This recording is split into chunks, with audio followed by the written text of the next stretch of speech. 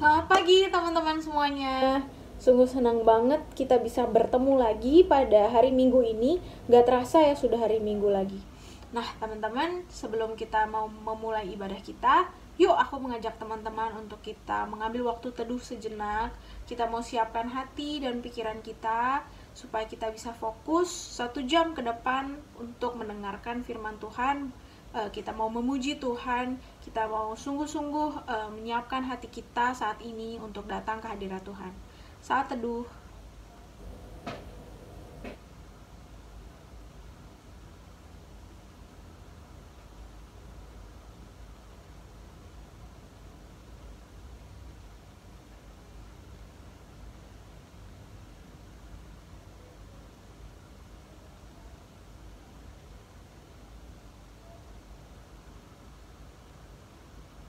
Amin.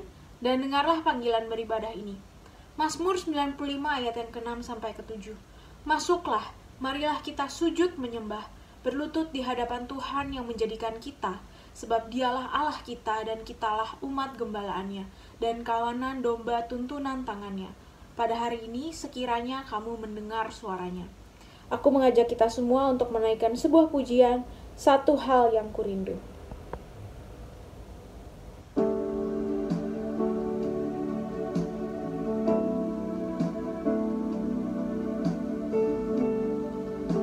Biarlah kiranya lagu ini sungguh-sungguh menjadi suara hati kita juga. Satu hal yang kita rindu, berdiam di dalam rumah Tuhan, menikmati bait Tuhan. Satu hal yang kurindu.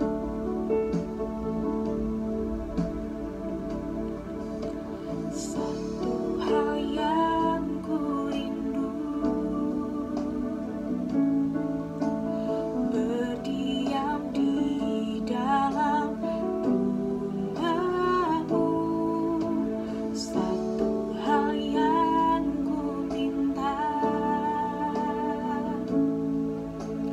menikmati bait-Mu Tuhan, lebih baik satu hari di pelataran-Mu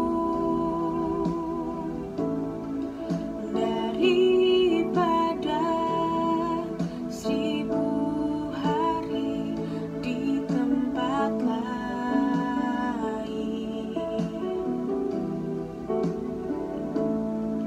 Memuji-Mu, menyembah-Mu, Kau Allah yang hidup, dan menikmati semua kemurahan-Mu.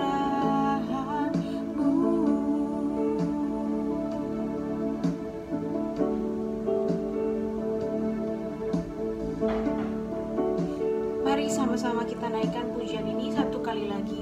Satu hal yang kurindu. Satu hal yang kurindu, berdiam di dalam rumah-Mu. Satu hal yang ku pinta, menikmati bait-Mu Tuhan, lebih baik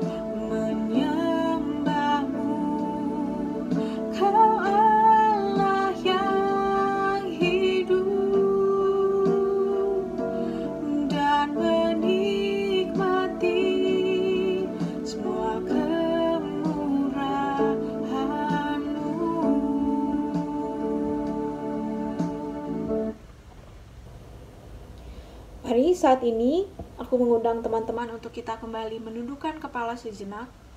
Aku mengajak teman-teman untuk mengingat kembali 1 minggu ke belakang. Adakah pikiran, perkataan, ataupun perbuatan kita yang telah menyakiti hati Tuhan? Mari kita akui setiap pelanggaran kita. Jangan biarkan dosa tersebut menjadi penghalang kita untuk datang kepada Tuhan. Sebab Tuhan adalah penyayang dan pengasih, panjang sabar dan berlimpah kasih setia. Tidak selalu Ia menuntut dan tidak untuk selama-lamanya Ia mendendam. Tidak dilakukannya kepada kita setimpal dengan dosa kita, dan tidak dibalasnya kepada kita setimpal dengan kesalahan kita. Tetapi setinggi langit di atas bumi, demikian besarnya kasih setianya atas orang-orang yang takut akan Dia. Sejauh timur dari barat, demikian dijauhkannya daripada kita pelanggaran kita. Seperti Bapa sayang kepada anak-anaknya, demikian Tuhan sayang kepada orang-orang yang takut akan Dia. Sebab Dia sendiri tahu apa kita. Dia ingat bahwa kita ini debu. Mari teman-teman, aku mengajak kita menundukkan kepala. Mari kita mengambil momen ini, kita akui setiap dosa dan pelanggaran kita di hadapan Tuhan.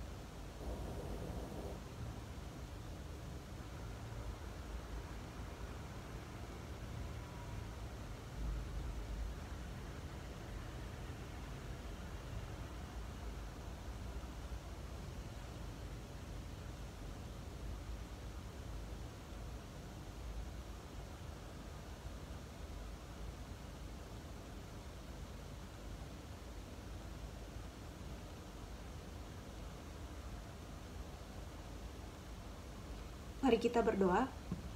Ya Tuhan, saat ini kami datang mengakui setiap dosa kami ya Bapa.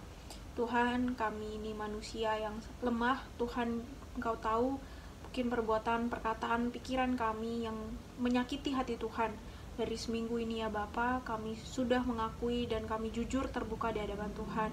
Tuhan, Kau tolong ampuni kami Tuhan, dan berikan kami kekuatan, berikan kami hikmat daripada Tuhan supaya kami bisa tidak melakukan dosa tersebut lagi. Kami tahu Tuhan, kami adalah manusia baru, kami tidak terikat kepada dosa, melainkan kami sudah diberikan kekuatan, kami diberikan kuasa untuk mengalahkan dosa itu, sehingga kami bisa untuk hidup sesuai dengan perintah firman Tuhan, taat, dan kami tidak mau melakukan dosa lagi. Sungguh ya Bapa, kami dengan hati yang hancur, kami memohon ampun, kami meminta maaf atas dosa-dosa yang kami perbuat. Sekarang kami juga akan melanjutkan ibadah kami. Tuhan yang boleh berkenan, Kau yang boleh pimpin setiap pujian-pujian kami, curahan hati kami Bapa. Engkau yang boleh kiranya Engkau yang boleh senang Tuhan atas puji-pujian kami. Terima kasih ya Tuhan, terpujilah nama-Mu, hanya di dalam nama Tuhan Yesus Kristus Allah kami yang hidup kami berdoa. Amin. Berita anugerah Mazmur 150. Haleluya, pujilah Allah di dalam tempat kudusnya. Pujilah Dia dalam cakrawalanya yang kuat. Pujilah Dia karena segala keperkasaannya. Pujilah Dia sesuai dengan kebesarannya yang hebat. Pujilah Dia dengan tiupan sangkakala. Pujilah Dia dengan gambus dan kecapi. Pujilah Dia dengan rebana dan tari-tarian. Pujilah Dia dengan permainan kecapi dan seruling. Pujilah Dia dengan ceracap yang berdenting. Pujilah Dia dengan ceracap yang berdentang. Biarlah segala yang bernafas memuji Tuhan. Haleluya. Mari saat ini aku mengajak teman-teman untuk kita mau menyanyikan sebuah pujian. Allah sanggup, karena Allah kita itu Allah yang luar biasa, Allah yang sanggup. Dia sanggup untuk melakukan segala perkara. Oleh karena itu kita tidak perlu takut, kita tidak perlu gentar, karena Allah yang lebih besar dari segala masalah kita itu berada bersama kita. Dia sama-sama. Apa yang tak pernah dilihat mata, yang tak pernah didengar, yang tak pernah didengar telinga, yang tak pernah timbul di dalam hati, semua disediakannya bagi yang mengasihi Dia.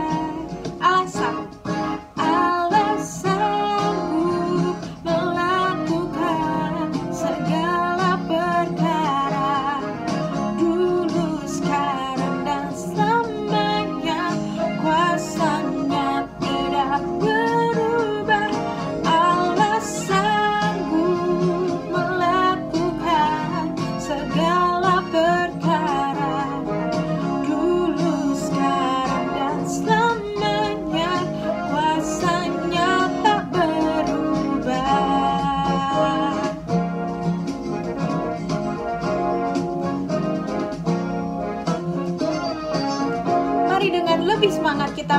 dengarkan lagi. Satu kali lagi lagu Allah Sanggup.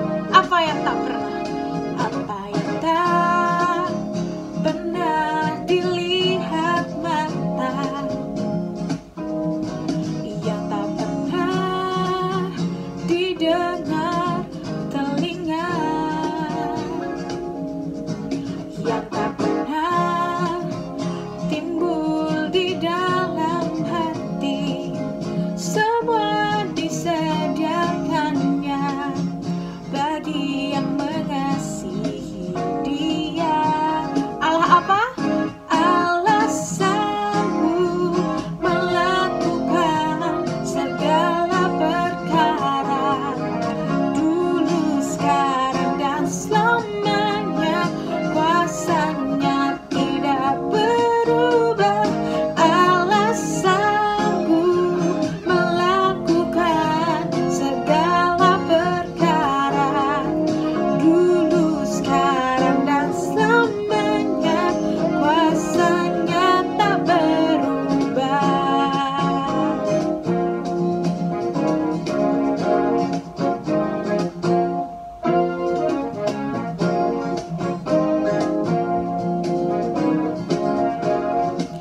Allah sanggup, Allah sanggup melakukan segala perkara, dulu, sekarang, dan selamanya.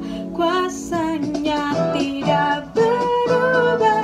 Allah sanggup melakukan segala perkara, dulu, sekarang, dan selamanya. Kuasanya tidak berubah. Dulu, sekarang, dan selamanya. Dulu, sekarang, dan selamanya. Dulu, sekarang, dan selamanya. Kuasanya tak berubah.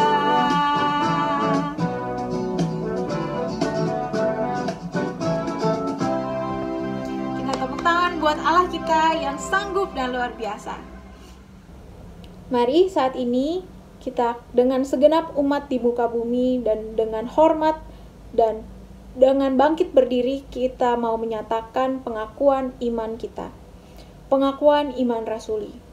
Aku percaya kepada Allah, Bapa yang Maha Kuasa, Khalik langit dan bumi, dan kepada Yesus Kristus, Anaknya yang tunggal Tuhan kita, yang dikandung daripada Roh Kudus, lahir dari anak darah Maria, yang menderita sengsara di bawah pemerintahan Pontius Pilatus, disalibkan, mati, dan dikuburkan, turun ke dalam kerajaan maut.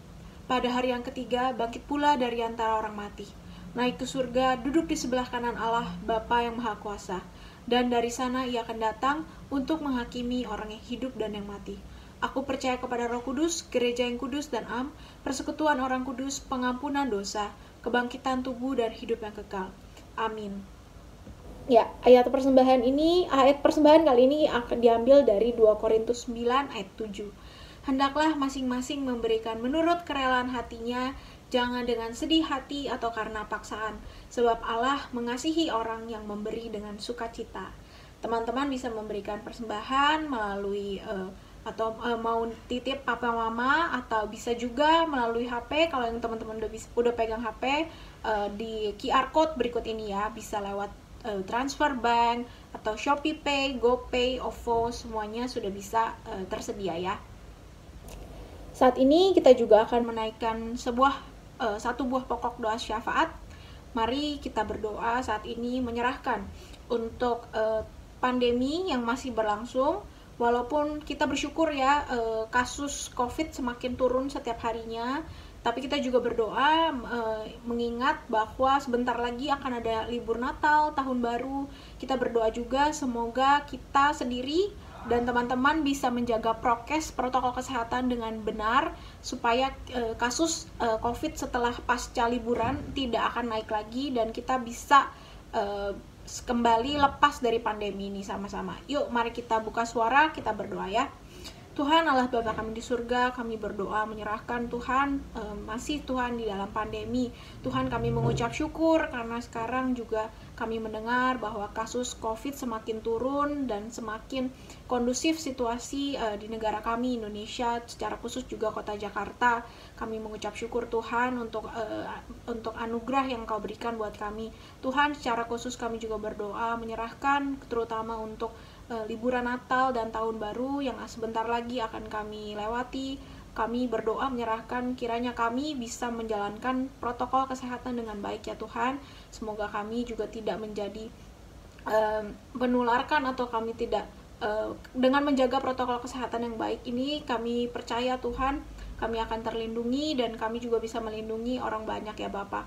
Sungguh Tuhan kami menyerahkan kondisi pandemi ini ke dalam tangan Tuhan. Kau yang boleh berbelas kasihan kepada negara kami ini ya Bapa. Terima kasih, hanya di dalam nama Tuhan Yesus Kristus kami berdoa dan mengucap syukur. Amin. Nah, sebelum memasuki pemberitaan firman Tuhan, mari aku mau mengajak kita untuk kembali menaikkan sebuah pujian yang berjudul Pribadi yang Mengenal Hatiku. Mari kita mau menaikkan pujian ini. Aku sendiri terberkati gitu ya dengan pujian ini, karena pujian ini tuh sungguh liriknya tuh cukup menggugah gitu ya. Seperti rusa yang haus, rindu aliran sungai. Hatiku tak tahan menunggu. Bagai padang gersang menanti datangnya hujan, begitupun jiwaku Tuhan. Semoga lirik ini betul-betul menjadi isi hati kita. Bagaimana kita rindu oleh firman Tuhan, akan Tuhan. Mari kita menyanyikan lagu ini ya. Seperti rusa yang haus, rindu aliran sungaimu.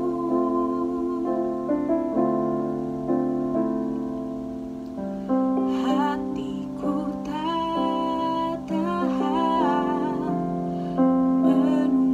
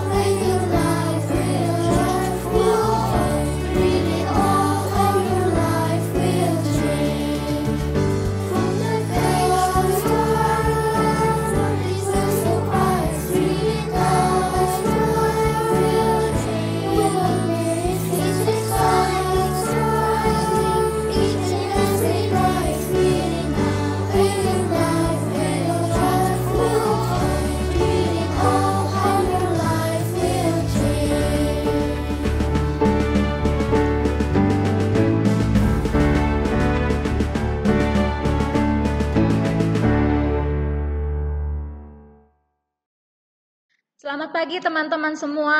Puji Tuhan, syukur hari ini kita bisa datang kembali kepada Tuhan, diundang pada hadirat Tuhan dalam ibadah ya. Sekali lagi Lause selalu mengingatkan dan tidak pernah henti-henti mengingatkan Ibrani 10:25. Jangan kamu menjauhi diri dari ibadah-ibadah ya. Walaupun kita masih online dan sepertinya tahun depan juga masih online dari Januari sampai Juni, tapi kita nggak tahu ya, kita lihat perkembangannya ya. Apalagi kan teman-teman udah 12 tahun ke atas dan bahkan usia 5 sampai 11 tahun juga udah bisa divaksin kan. Tapi kita lihatlah perkembangannya. Tapi satu hal yang Lause mau terus tanemin buat setiap kita, jangan menjauhkan diri dari pertemuan-pertemuan ibadah kita seperti dalam Ibrani 10:25 ya, menjelang hari Tuhan yang semakin dekat kita harus semakin mendorong satu sama lain untuk beribadah, mengingatkan bahwa kita terkoneksi dengan Tuhan dan Tuhan mengundang kita ya, puji Tuhan, Tuhan mengundang kita untuk beribadah kepada Dia, menghadap kepada Dia, menikmati istirahat di dalam Dia, jiwa kita menjadi mendapatkan istirahat di dalam Dia. Oke. Nah, hari ini tanggal 21 November, minggu depan 28 November itu sudah masuk masa Advent. Masa Advent adalah masa-masa mempersiapkan diri untuk memperingati kelahiran Tuhan Yesus ke dunia. Lalu mendorong kita semua dan mengingatkan kita untuk kita tidak sekedar rutinitas ya melewati Natal-Natal, tetapi sungguh-sungguh di dalamnya kita bertumbuh ya. Makanya ada masa Advent, di mana Advent 1 ada tujuannya sendiri, Advent 2, Advent 3, Advent 4, kemudian baru sampai kepada pesan Natal. Oke.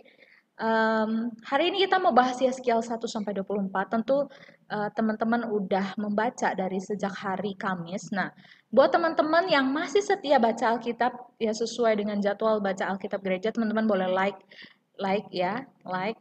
Buat teman-teman yang masih bolong-bolong, loh mau terus dorong kalian, ayo semangat, semangat, semangat. Kita mau sama-sama baca Alkitab, kita mau sama-sama kenal Alkitab kita mau sama-sama tahu siapa yang ditulis dalam Alkitab kita mau semakin mengasihi Dia yang ditulis di dalam Alkitab kita ya. Oke.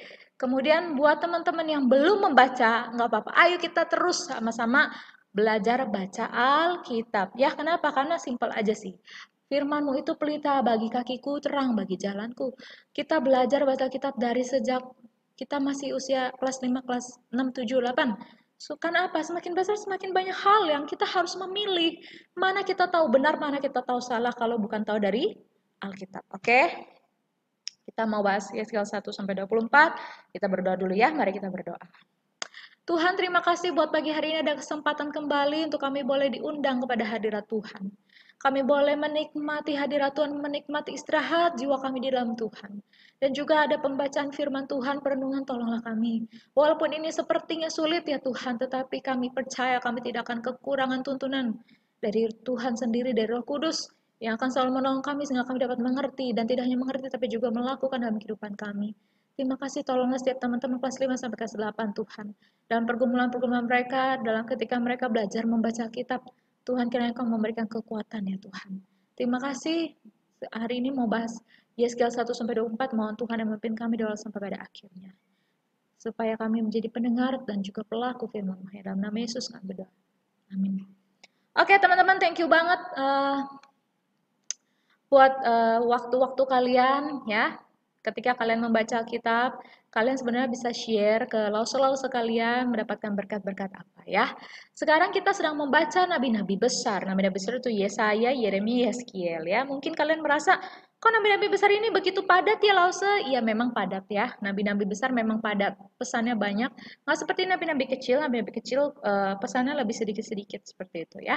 Tapi nggak apa-apa. Walaupun padat, walaupun sepertinya susah untuk dipahami, tetapi semuanya ada mengandung berkat-berkat mutiara, seperti mutiara ya, yang kita bisa kumpulkan dan kita bisa simpan itu di dalam hati kita dan itu sangat indah. Oke, sekarang langsung mau kasih tahu dulu bedanya Yesaya, Yeremia sama Yeskiel ya.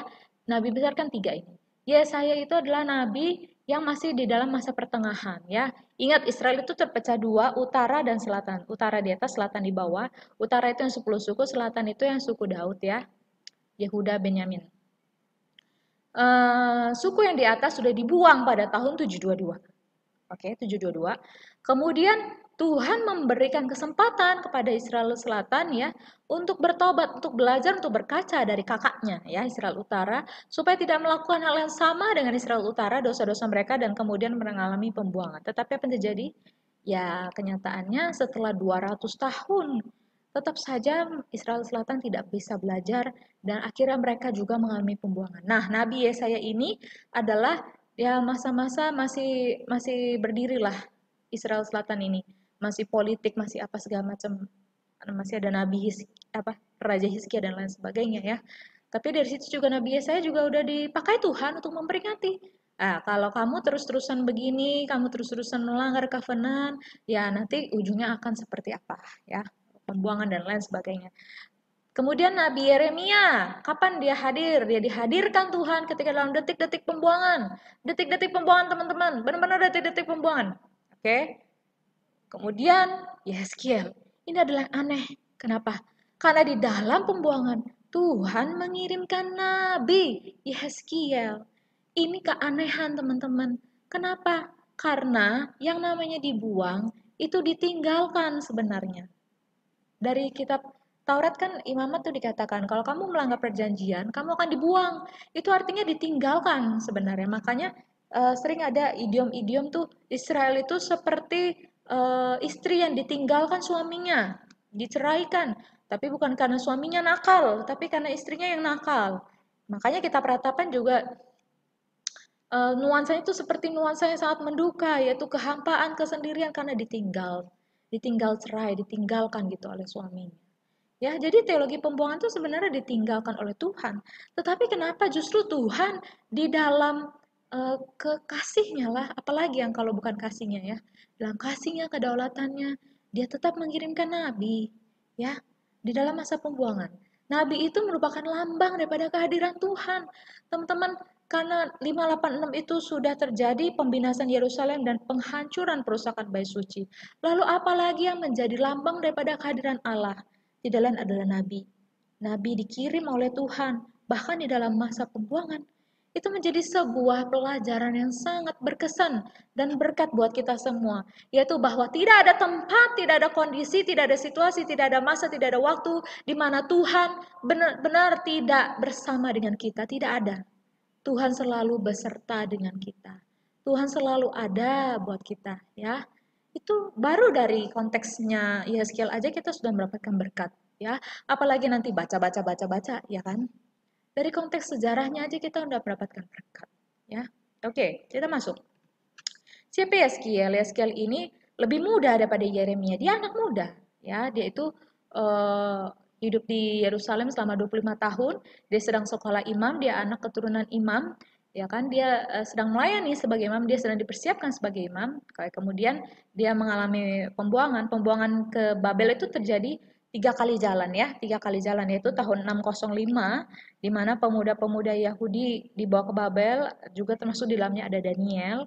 Kemudian tahun 597 ada 10.000 tawanan dibawa ke Babel antara Yeskiel. Nah, Yeskiel itu seumuran lah sama Daniel. Tapi istilahnya kalau Yeskiel dipanggil sebagai nabi, Daniel itu dipanggil Tuhan sebagai PNS-nya Babel, ya kan? Kemudian tahun 586 pamungkasnya, yaitu ketika akhirnya Babel membinasakan Yerusalem dan merusak bait suci. Jadi ada 3 kali jalan.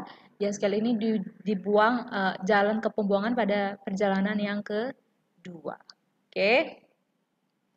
Apa yang kita bisa pelajari dari sini, teman-teman, ya? Ketika dia dibuang, dia berusia 25 tahun, kemudian ketika dia 5 tahun di pembuangan, dia mendapatkan panggilan Allah sebagai nabi, kemudian yaitu pada usia 30 tahun berarti, lalu melayani di pembuangan selama kurang lebih 22 tahun, ya, 22 tahun. Oke, apa yang bisa kita pelajari? Mari kita segera membuka Yeskiel, ya. Hari ini kita mau bahas Yeskiel 1 sampai 24, ya, oke. Yeskiel 1 sampai 24, 1 itu adalah nabi melihat kemuliaan Tuhan, ya kan? Nabi melihat kemuliaan Tuhan. Ya, kalian mungkin udah baca di sini gambaran-gambarannya kok banyak sekali nih. Dan kalian mau tahu nggak? Ingat nggak? Ini tuh gambaran-gambaran ini. Yeskiel 1 yang roda-roda, makhluk-makhluk itu sama persis kayak di Wahyu. Jadi bisa dikatakan Yeskiel ini wahyunya perjanjian lama. Oke, kita langsung fokus pasal 1 sampai pasal 3 adalah ketika Tuhan memanggil Yeskiel. Ya, Tuhan memanggil Yehezkiel. Oke. Apa yang dipergumulkan di situ? Yang dipergumulkan di situ apa? Apa berkatnya daripada panggilan Yehezkiel? Yaitu ketika Yehezkiel mendapatkan penglihatan akan kemuliaan Allah. Bayangkan ya, penglihatan akan kemuliaan Allah itu terjadi di dalam pembuangan. Ya, terjadi di dalam pembuangan. Sehingga ini menunjukkan pada kita bahwa Allah itu bukan hanya Allah teritori ya, hanya Allah atas Israel tidak, tetapi Allah atas seluruh dunia ini. Kemudian dia ada di mana-mana, bahkan bisa ada di atas Babel juga di dalam pembuangan. Ya. Kemudian di situ dikatakan Yeskiel kan dipanggil, kemudian dia disuruh menyampaikan firman Tuhan walaupun dia tidak akan didengar. Ya. Jadi dari sini ada poin penting lagi ialah selain nomor satu tadi berkatnya adalah bahwa kemuliaan Tuhan ada di mana-mana bahkan di dalam tempat pembuangan. Yang kedua adalah Yeskiel ketika dipanggil dia disuruh untuk memberitakan kebenaran walaupun tidak ada yang mendengar. Nah ini secara pribadi buat Lose menjadi berkat, yaitu supaya Lose untuk tetap menyampaikan kebenaran walaupun Lose mungkin tidak didengar. Tidak apa-apa. Oke. Panggilan Yeskiel yaitu menjadi sebagai penjaga ya, penjaga. Yaitu kalau ada orang yang salah harus kasih tahu. Ini juga secara pribadi menjadi berkat buat Lose. Harus setia mengingatkan orang. Kalau ada orang yang melakukan dosa, melakukan salah, harus setia. Yaitu kita harus, Lose harus tetap setia untuk mengingatkan, menyadarkan kembali. Ya, Yeskiel ini kemudian dibuat oleh Tuhan menjadi bisu, nah sebagai suatu peneguhan, ya, bahwa dia hanya bisa bicara ketika Tuhan yang menyuruh dia untuk berbicara. Dan dia ini adalah sangat estetik. Kenapa? Karena pelayanan Nabi Yeskiel, karena dia bisu, dibuat Tuhan bisu, dan Tuhan lebih banyak memakai Yeskiel untuk berdrama ya, berdrama ya. Salah satunya lambang pengukuhan kota Yerusalem di mana dia harus tidur di satu sisi selama 390 hari dan satu sisi lain selama 40 hari dan makanan dia serba sedikit, itu melambangkan hukuman Allah atas Israel ya. Kalau kita membaca terus ternyata kita tahu bahwa dosa utama orang Israel adalah penyembahan berhala. Ya, gak ada lagi. Yang terus-terusan difokuskan adalah penyembahan berhala ya. Pasal 7, kesudahan Yerusalem tiba. Kemudian dituliskan loh dalam pasal 8 dijelaskan secara detail bagaimana kejijikan, kekejian yang ada di dalam bait Allah. Bait Allah itu adalah tempat di mana umat bertemu dengan Allah, di mana Allah bertemu dengan umat, tapi yang terjadi ternyata di dalam bait suci itu tidak ada perjumpaan antara Allah dan umat dengan Allah tidak ada. Melainkan umat menyembah kepada Baal, aduh yang jijik-jijik ya, pada dewa-dewi, ilah-ilah dan selain sebagainya. Dan di sini katakan aku Tuhan sangat muak, sangat jijik, ya kekejian. Oke, sehingga Tuhan sangat marah dan orang-orang fasik di Yerusalem dibunuh pasal 9. Kemudian finalnya adalah kemuliaan Tuhan meninggalkan bait suci. Wah, itu udah benar-benar parah sih, udah fatal banget sih. Tuh, kemuliaan Tuhan meninggalkan bait suci ini sangat bertentangan dengan gambaran ketika Salomo membangun bait suci, kemuliaan Tuhan memenuhi bait suci. Tapi karena dosa umat yaitu mereka hatinya sangat gandrung dengan berhala-berhala, mereka menyembah berhala, mereka meninggalkan perjanjian dengan Tuhan sehingga Tuhan sangat murka dan akhirnya kemuliaan Tuhan meninggalkan bait suci. Ya. Pokoknya kalau teman-teman baca terus pemimpin-pemimpin Israel dihukum dan lain sebagainya, ya, Yeskiel melambangkan pembuangan Israel, ya, hukuman terhadap nabi-nabi palsu, hukuman terhadap penyembahan-penyembahan berhala, hukuman tidak tertengahkan lagi, ya. Kemudian hukuman terhadap nabi-nabi palsu. Kemudian yaitu semuanya menyorot tentang dosa-dosa Yerusalem, bagaimana dia menyembah berhala dan itu sangat menyakiti hati Tuhan. Sangat menyakiti hati Tuhan sehingga Tuhan murka, sehingga Tuhan menghukum mereka, sehingga kemuliaan Tuhan meninggalkan bait suci, tetapi ada satu berita anugerah yaitu kemuliaan Tuhan. Ketika bahkan umat dibuang, kemuliaan Tuhan itu ada di dalam pembuangan. Kehadiran Tuhan ada dalam pembuangan, bahkan ada nabi yang diutus Tuhan sebagai lambang kehadiran Allah di dalam pembuangan. Itu adalah berita anugerah, teman-teman. Berita anugerah buat orang yang dihukum. Bahwa Tuhan, kita belajar satu, Tuhan tidak pernah untuk menoleransi dosa. Ya. Yang kedua, bahwa Tuhan selalu punya berita anugerah, yaitu dia hadir, dia tidak pernah meninggalkan umatnya. Kemudian dari sini di pasal-pasal ini, pasal-pasal penghukuman ada diselipkan bagaimana Tuhan berjanji tentang pembaruan Israel.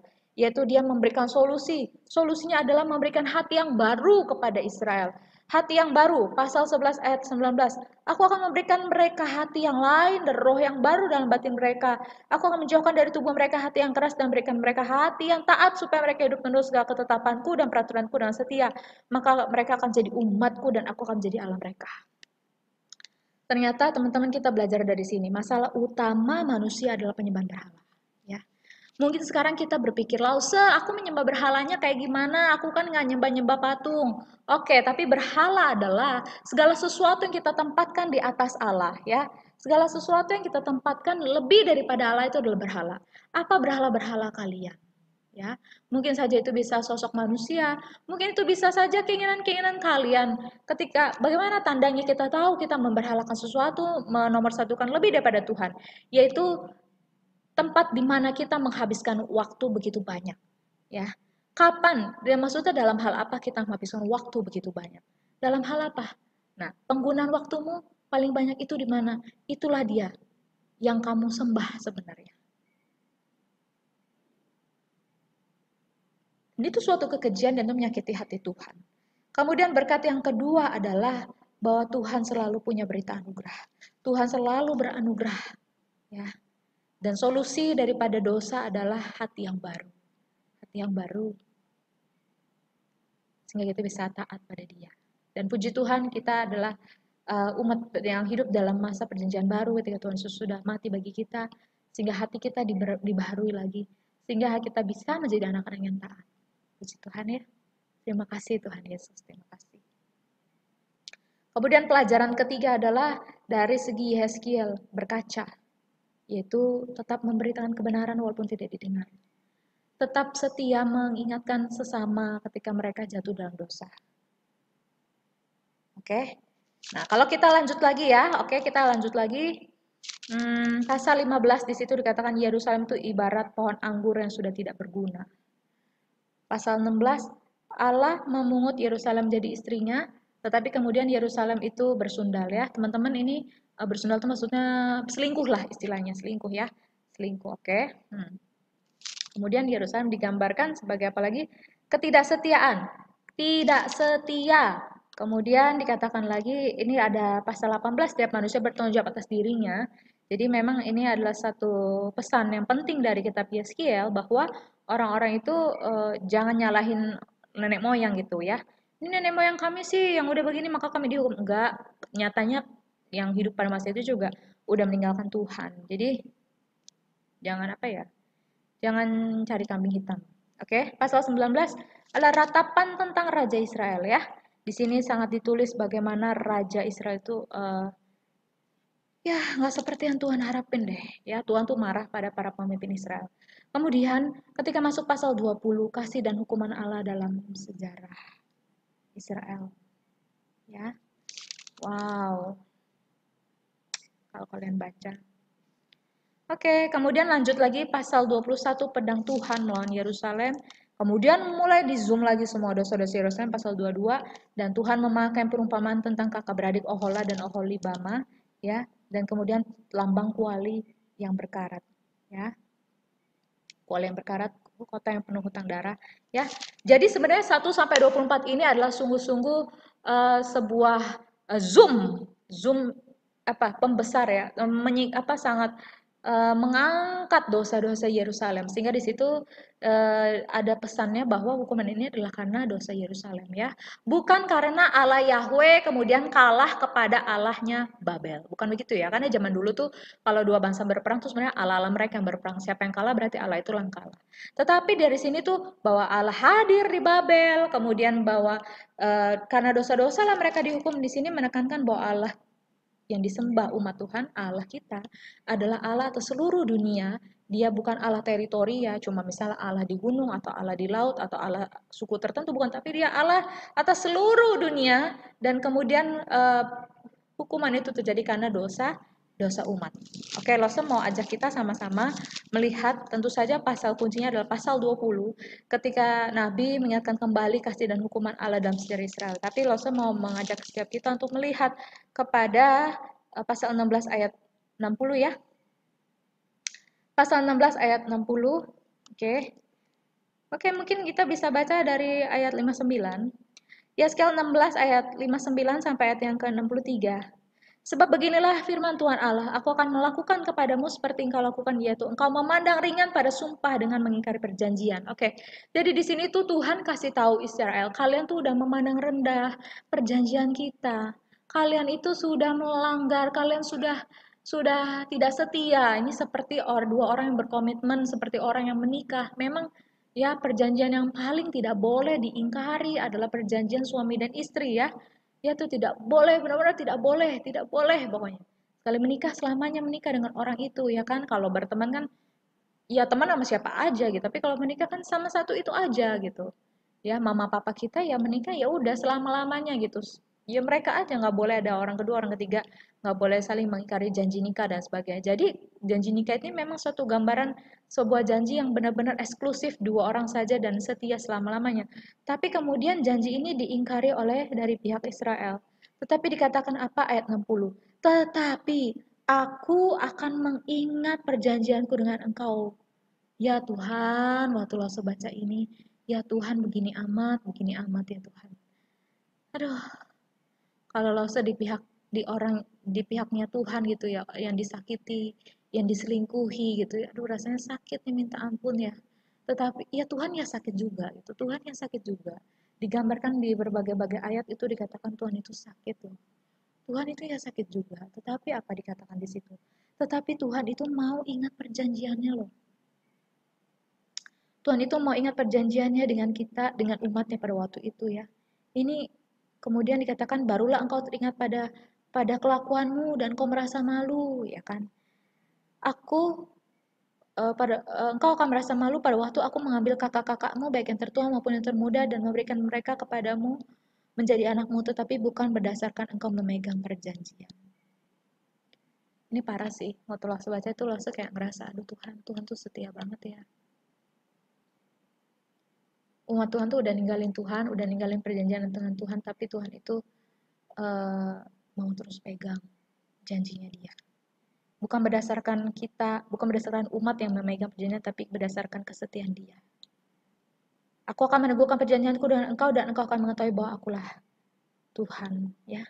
Jadi kesetiaan Tuhan itu berita anugerah dari Tuhan itu adalah semata-mata tidak lain tidak bukan supaya kita mengenal bahwa Dia adalah Allah. Dan anugerah itu benar-benar puncaknya adalah ketika Tuhan Yesus diberikan bagi kita. Maka itulah yang kita peringati ketika Natal. Tuhan Yesus diberikan bagi kita yang hidup di dalam dunia yang sangat hitam dan berdosa. Tuhan selalu punya berita anugerah ya. Makanya dalam ibadah-ibadah kita ada berita anugerah. Karena Tuhan selalu beranugerah. Ya. Dia akan memberikan hati yang baru dan Dia sudah berikan di dalam Yesus. Sehingga kita bisa menjadi anak-anak yang taat. Ya. Apa berkatmu membaca kitab ini? Kamu harus sharing closet. Kamu harus sharing di grup masing-masing. Tapi apa yang lo sudah dapatkan di sini? Bagaimana Yeskiel itu menggambarkan Allah yang begitu setia. Kesetiaan Dia teruji sekali. Allah yang beranugerah. Apakah yang dapat lo sebalas untuk Allah yang sangat setia dan beranugerah? Bukan lagi menyakiti hati Dia, tapi ingin membalas dengan sebuah hati yang mau menyenangkan Dia. Kiranya teman-teman terus setia membaca Alkitab, dan saya yakin kita nggak akan kekurangan tuntunan karena ada Roh Kudus yang pasti akan tolong kita untuk melakukan firman Tuhan. Ya, mari kita berdoa. Tuhan, terima kasih banyak hari ini kami membahas Yeskel 1-24 dan kami mendapatkan berkat-berkat yang istimewa dari pembacaan itu. Tolonglah kami Tuhan untuk kami belajar membaca. Tolonglah kami Tuhan untuk kami boleh semakin bertumbuh dalam setiap pembacaan itu. Kami percaya kami nggak akan kekurangan tuntunan karena Roh Kudus ada menuntun kami untuk kami mengerti dan melakukan firman Tuhan dalam kehidupan kami.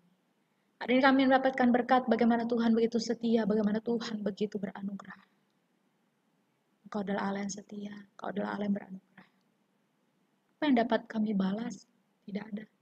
Selain daripada hati kami yang kami berikan sepenuhnya kepada Tuhan. Untuk menyenangkan hati Tuhan, tidak lagi menyakiti hati. Tolong kami menjadi anak-anak yang taat ya Tuhan. Bukan dengan kekuatan kami, tapi dengan Roh Kudus yang beri kuasa. bersyukur. Ya, dalam nama Yesus kami berdoa. Amin. Tuhan memberkati ya. Sampai jumpa di ibadah minggu depan. Ingat minggu depan Advent 1. Selamat mempersiapkan diri untuk memperingati kelahiran Tuhan Yesus. Tuhan berkati.